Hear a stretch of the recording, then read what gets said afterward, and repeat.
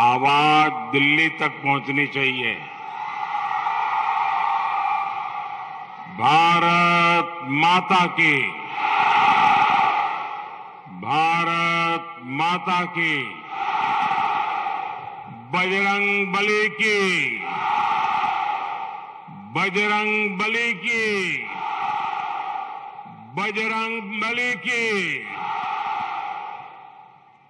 उत्तर कन्नड़ा जिल्ಲೆಯ ನನ್ನ ಸಹೋದರ ಸಹೋದರಿಯ ನಮಸ್कारಗಳು।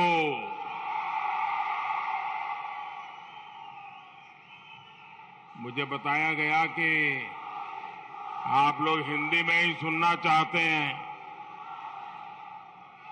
मुझे बताया गया कि यहां ट्रांसलेशन की जरूरत नहीं है। आपका क्या आदेश है? जरा पीछे से आवाज आए, क्या आदेश है? उधर आपका क्या आदेश है? उधर आपका क्या आदेश है? देखिए, हम तो आपके सेवक हैं। आप जो हुक्म करोगे हम मानेंगे। और हमारा कोई रिमोट कंट्रोल नहीं है। हमारा रिमोट कंट्रोल 140 करोड़ हिंदुस्तानी है। आप ही मेरा रिमोट कंट्रोल है। और इसलिए अब आपने आदेश कर दिया तो हम हिंदी में भाषण करेंगे आपके सामने। मंजूर? शाबाश। अंकोला का एक क्षेत्र, उत्तर कन्नड़ा का एक क्षेत्र अपने प्राकृतिक सौंदर्य के लिए मशहूर है। यहां आस्था के भी अनेक बड़े केंद्र हैं। मैं इन आस्था स्थलों का वंदन करता हूं, श्रद्धापूर्वक नमन करता हूं। और अभी प्रहलाद जी बता रहे थे कि 40 साल के बाद कोई प्रधानमंत्री पहली बार यहां आया है।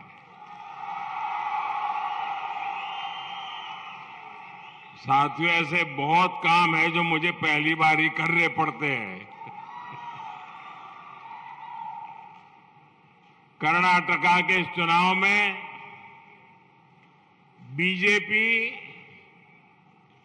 कर्नाटका को देश का नंबर 1 राज्य बनाने के संकल्प के साथ मैदान में है।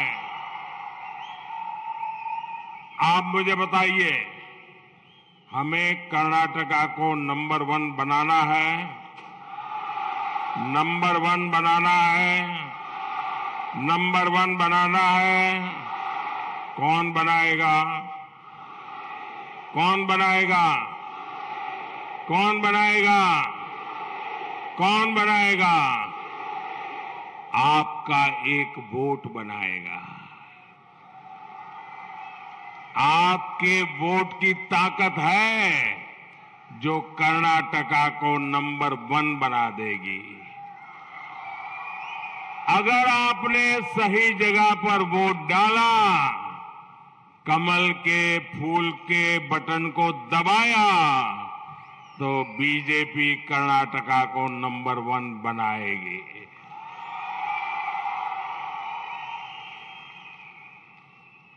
अभी 2 दिन पहले कर्नाटका बीजेपी ने जो अपना संकल्प पत्र जारी किया है, मैं देख रहा हूं तो उस संकल्प पत्र की चारों तरफ प्रशंसा हो रही है। मैं कर्नाटका बीजेपी को इसके लिए बहुत बहुत बधाई देता हूं। कर्नाटका के लोगों का बीजेपी पर यह आशीर्वाद ही हमारी सबसे बड़ी पूंजी है। इसलिए मैं पिछले 3-4 दिन से कर्नाटका के अलग अलग स्थान पे जा रहा हूं। करीब करीब सभी दिशाओं में हो आया हूं और मैं जनता का जो उत्साह देख रहा हूं, किसानों का उत्साह दे रहा हूं, माताओं बहनों का उत्साह दे रहा हूं, नौजवानों का उत्साह देख रहा हूं। चारों तरफ से एक ही आवाज सुनाई दे रही है, एक ही नारा सुनाई दे रहा है, एक ही मंत्र सुनाई दे रहा है।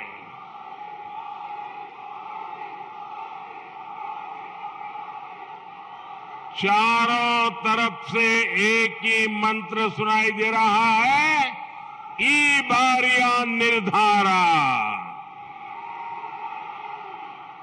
ई बारिया निर्धारा, ई बारिया निर्धारा। सहोदर सहोदरियों, 2018 के चुनाव के बाद पहले येदियुरप्पा जी और फिर बोम्मई जी को यहां डबल इंजन सरकार के विजन को आगे बढ़ाने के लिए सिर्फ 3.5 साल ही मिले थे और 3.5 सालों में शुरू में तो बहुत समय उनका कूड़ा कचरा साफ करने में गया, गड्ढे भरने में गया। डबल इंजन की सरकार ने, कांग्रेस जेडीएस सरकार ने जो कुछ भी नुकसान किया था उसको भरपाई करने में भी उनकी ताकत शुरू में लग गई। सामान्य मानवी का जीवन आसान बनाना हो या फिर आधुनिक इंफ्रास्ट्रक्चर का काम, आज मैं गर्व से कह सकता हूं कर्नाटका में नई गति आई है, तेज गति आई है। आज रोड, रेल से लेकर पोर्ट और एयरपोर्ट तक कर्नाटका में हजारों करोड़ रुपए निवेश किए जा रहे हैं। मैं आपको एक आंकड़ा देना चाहता हूं, याद रखोगे? आवाज आए तो पता चले। जरा हाथ ऊपर कर बताइए, याद रखोगे? पक्का याद रखोगे? घर घर जाके लोगों को बताओगे? कांग्रेस जेडीएस सरकार के समय कर्नाटका में सालाना 30,000 करोड़ रुपए का आसपास विदेश से निवेश आता था। फॉरेन डायरेक्ट इन्वेस्टमेंट 30,000 करोड़ के आसपास आता था। कितना? जरा जोर से बोलिए, कितना आता था? कितना आता था? याद रहेगा? 30,000 करोड़। डबल इंजन सरकार बनने के बाद भाजपा को आपने मौका दिया, बोले हमें 3 साल मिले, लेकिन 3 साल में 3 गुना बढ़कर सालाना लगभग 90,000 करोड़ रुपए हो गया। पहले कितना था, अब कितना हुआ? कर्नाटका का भला हुआ कि नहीं हुआ? कर्नाटका का लाभ हुआ कि नहीं हुआ? नौजवानों को फायदा हुआ कि नहीं हुआ? रोजगार के अवसर बने कि नहीं बने? किसने किया? किसने किया? तो एक काम करने वाले लोग चाहिए कि नहीं चाहिए आपको? कर्नाटका को आगे बढ़ाने वाले लोग चाहिए कि नहीं चाहिए? साथियों, ये इसलिए हुआ क्योंकि बीजेपी सरकार की पहली प्राथमिकता कर्नाटका का विकास है। बंधु भगिनीयरे, किसी भी सरकार की सबसे बड़ी परीक्षा किसी आपदा के समय ही होती है। बीते 3.5 वर्षों में दुनिया पर, देश पर, कर्नाटका पर पिछले 100 साल का सबसे बड़ा संकट आया। याद है ना? कोरोना 100 साल में ऐसी महामारी नहीं आई थी। ऐसी भयंकर महामारी में कर्नाटका को सफलतापूर्वक इस संकट से निकालने का काम किसने किया? किसने किया? किसने किया? अगर बीजेपी न होती तो क्या होता? आपने केरल का भी हाल देखा था और उस समय महाराष्ट्र का भी देखा था। हमने कर्नाटका के हर नागरिक को, हर क्षेत्र को तेज गति से कोरोना का मुफ्त टीका लगवाया, वैक्सीनेशन करवाया। आप सबका वैक्सीनेशन हुआ था कि नहीं हुआ था? हाथ करिए, हुआ था कि नहीं हुआ था? आपको 1 रुपया खर्चा हुआ क्या? किसी ने पैसा मांगा क्या? बीजेपी ने ये भी सुनिश्चित किया कि 100 साल में आए संकट में कोई गरीब भूखा न सोए, गरीब के घर में चूल्हा जलता रहना चाहिए।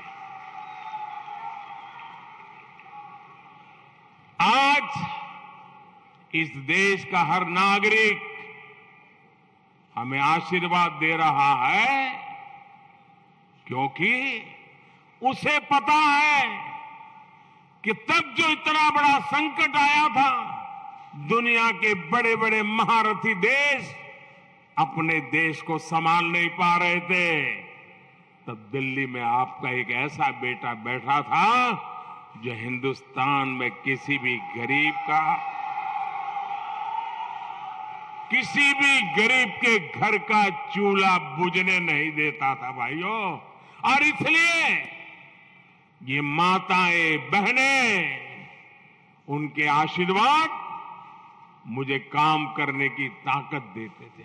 मैं अभी मंच पे आ रहा था, 2 माताएं मुझे, बहुत बड़ी आयु की माताएं, वो यहां आकर के मुझे आशीर्वाद दे रही थी। इतना आशीर्वाद दे रही थी, मेरा हृदय भर आया, भावनाओं से भर आया। भाइयों बहनों, हम हर गरीब परिवार को आज भी मुफ्त राशन देते रहते हैं ताकि गरीब के घर में बच्चा भूखा न सो जाए दोस्तों। और इसी के कारण पूरा कर्नाटका कह रहा है, माताएं बहनें कह रही है, नौजवान कह रहा है, गांव का किसान कह रहा है, ई बारिया निर्धारा, ई बारिया निर्धारा। स्नेहितरे, इस चुनाव में कांग्रेस कैसे वोट मांग रही है? क्या कह रही है? कांग्रेस कह रही है हमारे नेता रिटायर हो रहे हैं, जाते जाते वोट दे दीजिए।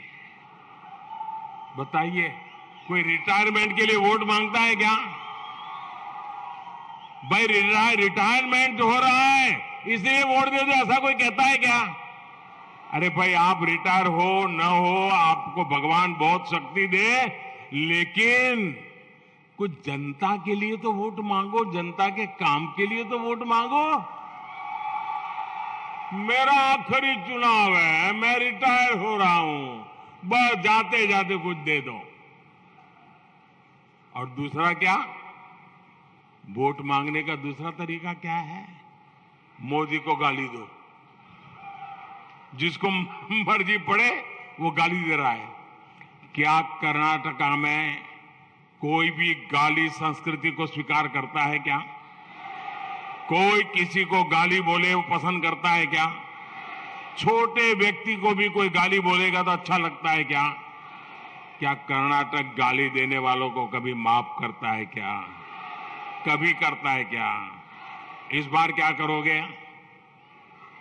क्या करोगे? सजा करोगे? गाली देने वालों को सजा करोगे? बराबर जम करके सजा करोगे? जब पोलिंग बूथ में बटन दबाओ ना, तब जय बजरंगबली बोल करके सजा दे देना इनको। पक्का दोगे ना? देखिए भाइयों, बीजेपी का एक ही लक्ष्य है, कर्नाटका को नंबर 1 राज्य बनाने का। और उसके लिए हमारे पास रोड मैप है, योजना है, दृष्टि है, मेहनत करने की तैयारी है। कांग्रेस अपने दशकों के कुशासन से जन विश्वास खो चुकी है और इसलिए झूठे आरोप और झूठी गारंटी, यही कांग्रेस का एकमात्र सहारा बचा है। जबकि कांग्रेस के पूर्व प्रधानमंत्री ने, याद करिए, कांग्रेस के एक पूर्व प्रधानमंत्री ने क्या कहा था? पब्लिकली कहा था और बाद में कभी डिनाई भी नहीं किया। कांग्रेस के किसी नेता ने भी डिनाई नहीं किया। उन्होंने कहा था, और कांग्रेस के प्रधानमंत्री ने बोली हुई बात बताता हूं मैं। उन्होंने कहा था, दिल्ली से हम 1 रुपया भेजते हैं तो गांव में जाते जाते वो 15 पैसा हो जाता है। 100 पैसे भेजते हैं, 85 पैसा बीच में ही गायब हो जाता है। ये कांग्रेस के प्रधानमंत्री ने कहा था कि नहीं कहा था? कहा था कि नहीं कहा था? 1 रुपया भेजते हैं, 85 पैसे गायब हो जाते हैं। वो कौन सा पंजा था जो 85 पैसे खा लेता था? भाइयों बहनों, ये 85%, ये देखिए इनका खेल। 85% कमीशन वाली कांग्रेस, आज भी कांग्रेस की यही स्थिति है।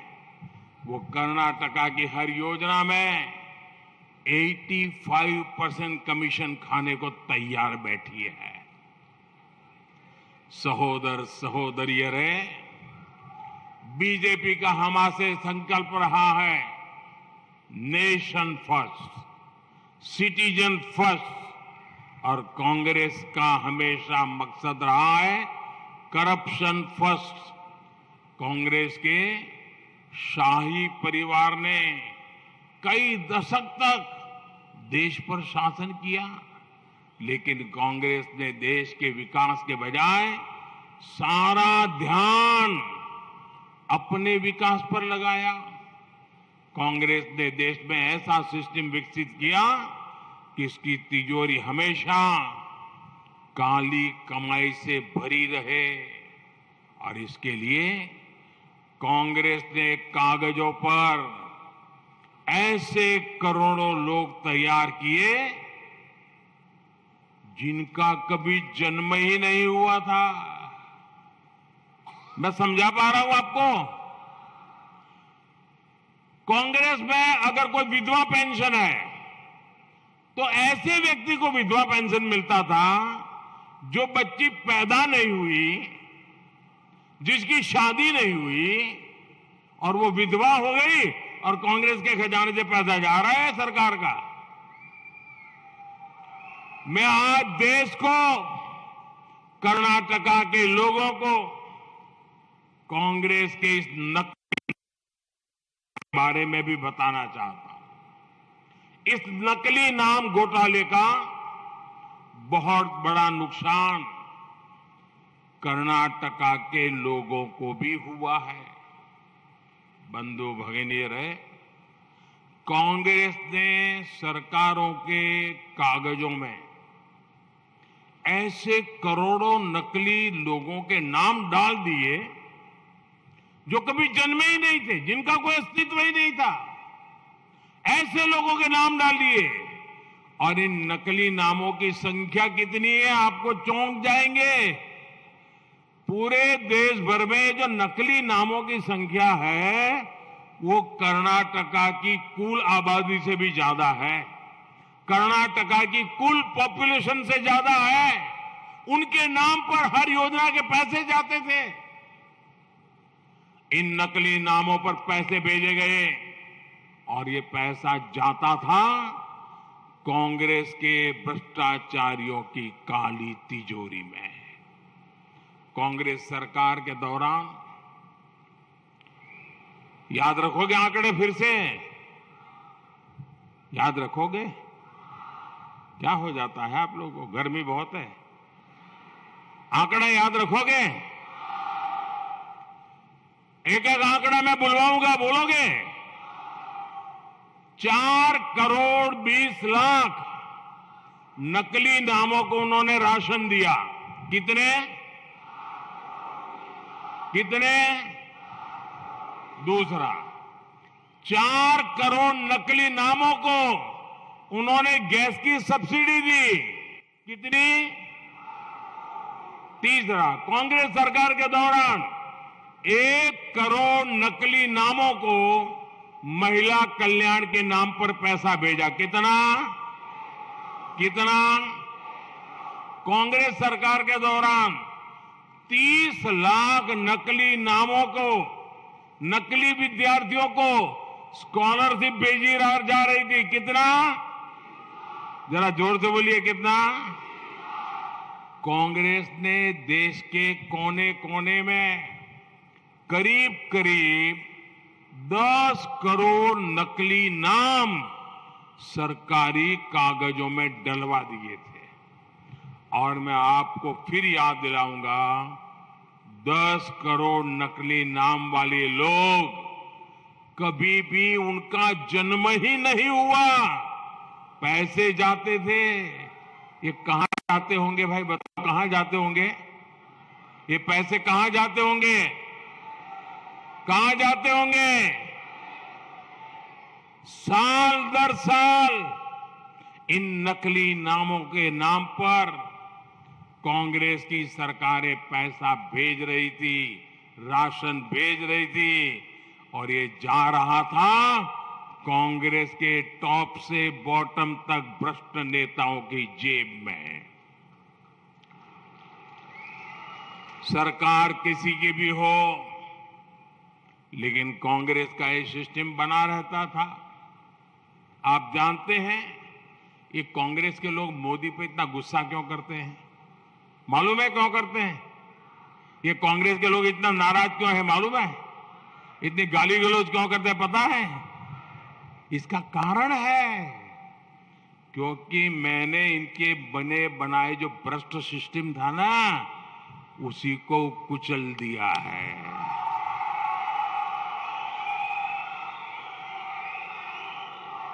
बीते 9 साल में मैंने कांग्रेस ने नकली नाम घोटाले का पर्दाफाश कर दिया है।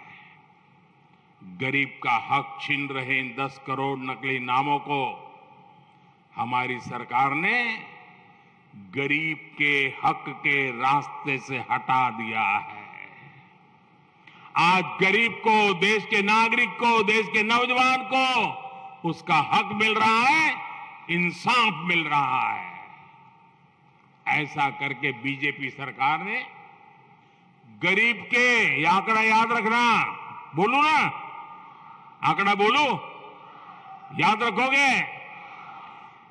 हमने जो कदम उठाए उसके कारण इस देश के नागरिकों के हक के, गरीबों के हक के, किसानों के हक के, महिलाओं के हक के, नौजवानों के हक के ₹3,50,000 रुपए गलत हाथों में जाने से बचाए हैं। कितने? ₹3,50,000 कितने? ₹3,50,000 कितने? इतनी बड़ी चोरी। भाइयों बहनों, फिर ये मोदी को गाली नहीं देंगे तो क्या करेंगे? देंगे कि नहीं देंगे? भाइयों बहनों, बीजेपी सरकार गरीब की सेवा की भावना से काम करती है। गरीब का जीवन आसान बने, उसे नया अवसर मिले, इसके लिए हम निरंतर प्रयास कर रहे हैं। बीजेपी सरकार में उत्तर कन्नड़ा जिले के 10,000 से अधिक गरीब परिवारों को पक्का घर मिलना तय हुआ। बीजेपी सरकार में इसी जिले के 1.5 लाख परिवारों तक नल से जल की सुविधा पहुंची है। बीजेपी सरकार में इस जिले के 5 लाख से अधिक साथियों को जनधन बैंक अकाउंट खुला है। बीजेपी सरकार में इस जिले के लगभग 5 लाख लोगों को दुर्घटना और जीवन बीमा का सुरक्षा कवच मिला है। ये मैं सिर्फ एक जिले के आंकड़े बता रहा हूं जी। ये लोग पूरे देश के आंकड़े, इनके पास इतने नहीं होंगे जी। ये काम हम करते हैं जी। बंधु भगिनी रहे, बीजेपी सरकार की योजनाओं के बड़े लाभार्थी हमारे मछुआरे साथी भी हैं, हमारे फिशरमैन, हमारे आदिवासी समाज है, एसटी। ये बीजेपी सरकार है जिसने पहली बार मछुआरों के लिए, फिशरमैन के लिए अलग मंत्रालय बनाया। मुझे बताइए भाई, ये मोदी की सरकार बनने के बाद ये सी आया, दरिया अभी आया, समंदर पहले था कि नहीं था? मोदी आने के पहले समुद्र था कि नहीं था? कोस्टलाइन था कि नहीं था? फिशरमैन थे कि नहीं थे? फिशिंग का काम होता था कि नहीं होता था? लेकिन दिल्ली में बैठी हुई सरकार को दिखता नहीं था, ये मोदी को दिखता है। और इसलिए आजादी के इतने सालों के बाद पहली बार फिशरमैन के लिए हमने अलग मिनिस्ट्री बनाई, अलग मिनिस्टर बनाया, अलग बजट लगाया, अलग अफसर लगाए, ताकि कोस्टल एरिया का विकास हो, फिशरमैन की प्रगति हो, वहां सुविधाएं बढ़े, फिशरमैन ताकतवर बने। और इतना ही नहीं, हमारे देश में किसानों को किसान क्रेडिट कार्ड से कम पैसों में बैंक से ब्याज, बहुत कम ब्याज से पैसा मिलता है। मैंने कहा जो फायदा किसान को मिलता है वो मेरे फिशरमैन को भी मिलेगा। और फिशरमैन को किसान क्रेडिट कार्ड दिया, बहुत ही मामूली ब्याज से उसको पैसा मिलने लगा। बीजेपी सरकार ने पहली बार डीप सी फिशिंग के लिए, नावों के आधुनिकीकरण के लिए भी हजारों करोड़ रुपए की मदद की। बीजेपी सरकार ने ही पहली बार मछुआरों के विकास के लिए पीएम मत्स्य संपदा योजना जैसी राष्ट्रीय योजना बनाई है। स्नेही तरह इस वर्ष के केंद्र सरकार के बजट में भी मत्स्य संपदा और कोस्टल बेल्ट की सुरक्षा, समृद्धि पर बहुत बल दिया गया है। फिशरीज डिपार्टमेंट का बजट पिछले साल की तुलना में करीब 40% बढ़ाया गया है।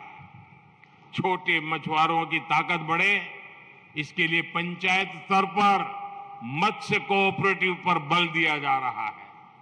मछली के एक्सपोर्ट के लिए, आधुनिक सुविधाओं के लिए भी विशेष सुविधाओं के निर्माण पर हमारा फोकस है। बीजेपी की प्राथमिकता मछुआरों की आय बढ़ाना है, उनको सुरक्षा और सुविधा देना है। पीएम किसान सम्मान निधि से भी हमारे किसान भाई बहनों को यहां बहुत मदद मिली है। इस जिले के किसानों को पीएम किसान सम्मान निधि के तहत 400 करोड़ रुपया इस जिले में दिल्ली से आया है और सीधा उनके बैंक खाते में आया है। कोई कट की कंपनी नहीं, कोई 85% कमीशन नहीं, सीधा 1 रुपया भेजा, 100 पैसा उसके खाते में पहुंचा। ये काम हमने किया है। सहोदर सहोदरियों, कांग्रेस के झूठे आश्वासनों का सबसे बड़ा हित हमारे शेड्यूल ट्राइब, हमारे आदिवासी समाज का भी हुआ है। कांग्रेस ने आदिवासियों को सिर्फ वोट बैंक के तौर पर उपयोग किया और आदिवासी क्षेत्रों को सुविधाओं से वंचित रखा। देश के अनेक आदिवासी गांवों में सड़क, बिजली, पानी सुविधा 9 वर्ष में पिछले मेरे आने के बाद पहुंची है। ये अटल जी की सरकार थी जिसने पहली बार इस देश में आदिवासियों के लिए अलग मिनिस्ट्री बनाई थी। कांग्रेस सरकार की तुलना में इस वर्ष आदिवासी विकास के लिए बजट करीब करीब 5 गुना हो चुका है। 5 गुना। बंधु भगिनी, कांग्रेस ने अपनी सरकारों के दौरान आदिवासी नेतृत्व को भी आगे नहीं आने दिया। जब देश ने पहली आदिवासी राष्ट्रपति, आदिवासी महिला राष्ट्रपति चुनने की भावना सामने रखी तो कांग्रेस ने उसका भी विरोध किया। और कांग्रेस का ये विरोध इसलिए नहीं था कि वो बीजेपी की उम्मीदवार थी इसलिए विरोध करे, वो तो मैं समझ सकता हूं। कांग्रेस ने ये इसलिए विरोध नहीं किया कि आदिवासी महिला वो बीजेपी की कैंडिडेट थी। उनको अगर बीजेपी का विरोध होता तो फिर बीजेपी के ही एक नेता को उन्होंने राष्ट्रपति का उम्मीदवार क्यों बनाया भाई? ये साफ साफ बताता है कि कांग्रेस का ये विरोध गरीब घर से आई हुई एक हमारी आदिवासी बहन के खिलाफ था। इसलिए आज पूरे देश में आदिवासी समाज कांग्रेस को सबक सिखाने का संकल्प करके बैठा है। कांग्रेस के खिलाफ ये गुस्सा साफ साफ दिख रहा है। स्नेहितरे, यहां के यक्षगाना में इस क्षेत्र की ऊर्जा, यहां की सांस्कृतिक समृद्धि साफ साफ झलकती है। मुझे संतोष है कि यहां की पहचान को, यहां जनजातीय लोक संस्कृति को संरक्षित करने वालों को प्रोत्साहित करने का अवसर हमें मिला है। हालक की स्वर कोकिला सुक्री बोम्बा गौड़ा जी हो या फिर पर्यावरणविद तुलसी गौड़ा जी, इनको बीजेपी सरकार ने पद्म पुरस्कार से सम्मानित करके अपना मान बढ़ाया है। जब दिल्ली में कांग्रेस की सरकार थी तब ऐसे सच्चे हकदारों को बहुत कम ही सम्मान होता था।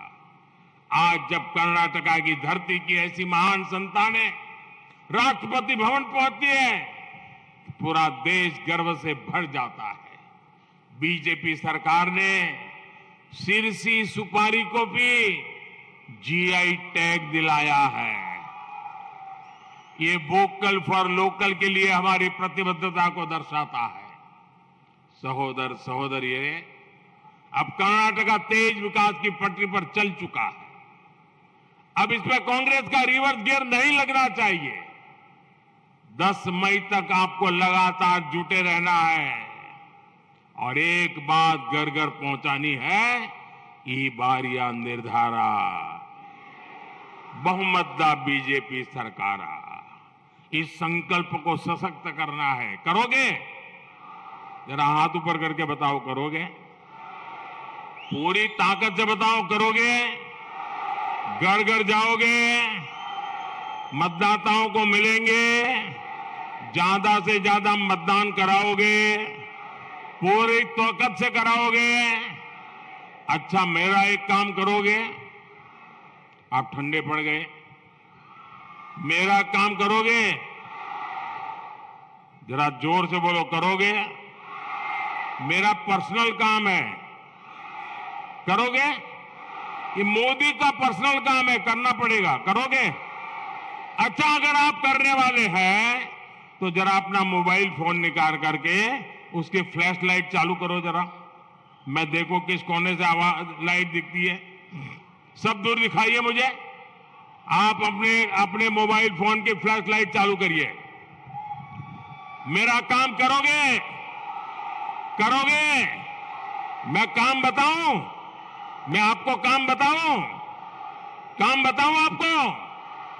देखिए, घर घर जाना है, जाकर के मतदाताओं को हाथ जोड़ करके कहना था कि मोदी जी अंकोला आए थे, क्या कहोगे? और मोदी जी अंकोला आकर के आपको उन्होंने प्रणाम भेजा है, नमस्कार कहा है। इतना मेरा संदेशा घर घर बता दोगे?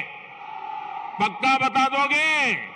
जब घर घर जाकर के आप ये मेरा संदेश देंगे तो सब माताएं, बहनें, बुजुर्ग मुझे आशीर्वाद देंगे, उससे मुझे एक नई ऊर्जा मिलेगी, नई ताकत मिलेगी, और उससे मैं और ताकत से आपकी सेवा करूंगा, कर्नाटका को नंबर 1 बना के रहूंगा।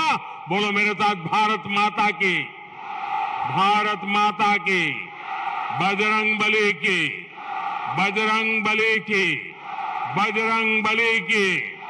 बहुत बहुत धन्यवाद।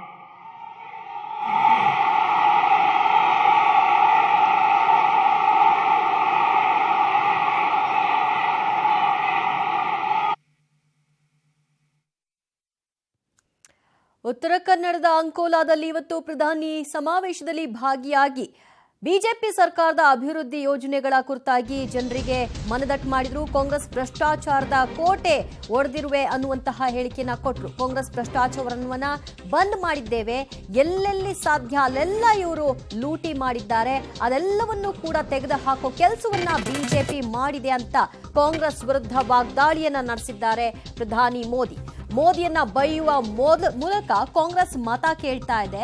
ಕಾಂಗ್ರೆಸ್ ಭ್ರಷ್ಟಾಚಾರದ ಪಾರ್ಟಿ, ಅವರಿಗೆ ಮತವನ್ನ ಕೊಡ್ತೀರಾ ಅಂತ ಜನರನ್ನ ಪ್ರಶ್ನೆ ಮಾಡಿದ್ದಾರೆ ನರೇಂದ್ರ ಮೋದಿ ಅವರು. ಕಾಂಗ್ರೆಸ್ನ ಒಬ್ಬ ನಾಯಕ ಹೇಳ್ತಾರೆ, ನಾನು ನಿವೃತ್ತಿ ಆಗ್ತೀನಿ ಅಂತ, ಅದಕ್ಕಾಗಿ ನನಗೆ ಮತ ಕೊಡಿ ಅಂತ, ಅಭಿವೃದ್ಧಿ ಮಾಡ್ತೀವಿ ಅನ್ನುವಂತಹ ಕಾರಣಕ್ಕಾಗಿ ಮತ ಕೊಡಿ ಅಂತ ಕೇಳ್ತಾ ಇಲ್ಲ, ಇಂಥವ್ರಿಗೆ ಮತ ಹಾಕ್ತೀರಾ ಅಂತ ಕೂಡ ಪ್ರಶ್ನೆ ಮಾಡಿದ್ದಾರೆ.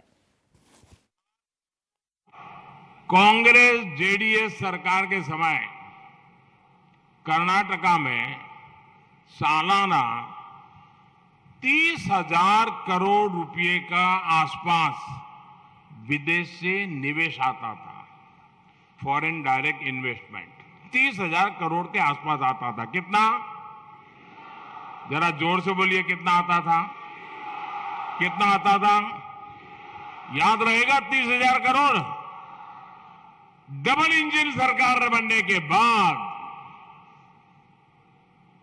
भाजपा को आपने मौका दिया, भले हमें 3 साल मिले, लेकिन 3 साल में 3 गुना बढ़कर सालाना लगभग 90,000 करोड़ रुपए हो गया। पहले कितना था, अब कितना हुआ? ಕಾಂಗ್ರೆಸ್ ಜೆಡಿಎಸ್ ಸರ್ಕಾರ ಇದ್ದಂತಹ ಸಮಯದಲ್ಲಿ 30 ಕೋಟಿ ಹೊರದೇಶದ ಬಂಡವಾಳ ಬರ್ತಾ ಇತ್ತು. ಆದರೆ ಡಬಲ್ ಎಂಜಿನ್ ಸರ್ಕಾರ ಬಂದ ನಂತರದಲ್ಲಿ ಅದು 3 ಪಟ್ಟು ದುಪ್ಪಟ್ಟಾಯಿತು. ಅಂದರೆ 90,000 ಕೋಟಿಯಷ್ಟು ನಾವು ಬಂಡವಾಳವನ್ನು ಹರಿದು ಬರುವಂತೆ ಮಾಡಿದ್ವಿ. ಇದು ಬಿಜೆಪಿ ಸರ್ಕಾರದ ಸಾಧನೆ. ಕಡಿಮೆ ಸಮಯದಲ್ಲಿ ಹೆಚ್ಚು ಲಾಭವನ್ನು ತರುವಂತಹ ಕೆಲಸವನ್ನ ಬಿಜೆಪಿ ಮಾಡಿದೆ. ಆದರೆ ಡಬಲ್ ಎಂಜಿನ್ ಸರ್ಕಾರ ಇದ್ದಂತಹ ಸಂದರ್ಭದಲ್ಲಿ ಆಗ್ತಾ ಇದ್ದದ್ದು ಎಲ್ಲವೂ ಕೂಡ ಕುಂಠಿತವಾಗಿ ಹೋಗ್ತಾ ಇತ್ತು. ಕಾಂಗ್ರೆಸ್ ಭ್ರಷ್ಟಾಚಾರದ ಪಾರ್ಟಿ ಅಂತ ಇವತ್ತು ಪ್ರಧಾನಿ ನರೇಂದ್ರ ಮೋದಿ ಅವರು ಉತ್ತರ ಕನ್ನಡದ ಅಂಕೋಲಾದಲ್ಲಿ ಘರ್ಜಿಸಿದ್ದಾರೆ. ಜೊತೆಗೆ ಹಲವಾರು ವಿಚಾರಗಳಲ್ಲಿ ನಕಲಿ ದಾಖಲೆಗಳನ್ನು ಸೃಷ್ಟಿ ಮಾಡೋ ಮೂಲಕವಾಗಿ ಕೋಟಿ ಕೋಟಿ ಲೂಟಿ ಮಾಡಿದೆ. ಆ ನಕಲಿ ಹೆಸರುಗಳನ್ನು ಕೂಡ ತೆಗೆದುಹಾಕುವಂತಹ ಕೆಲಸವನ್ನ ಬಿಜೆಪಿ ಸರ್ಕಾರ ಕಡಿಮೆ ಅವಧಿಯಲ್ಲೇ ಮಾಡಿದೆ ಅಂತ ಹೇಳಿದ್ದಾರೆ ಮೋದಿ.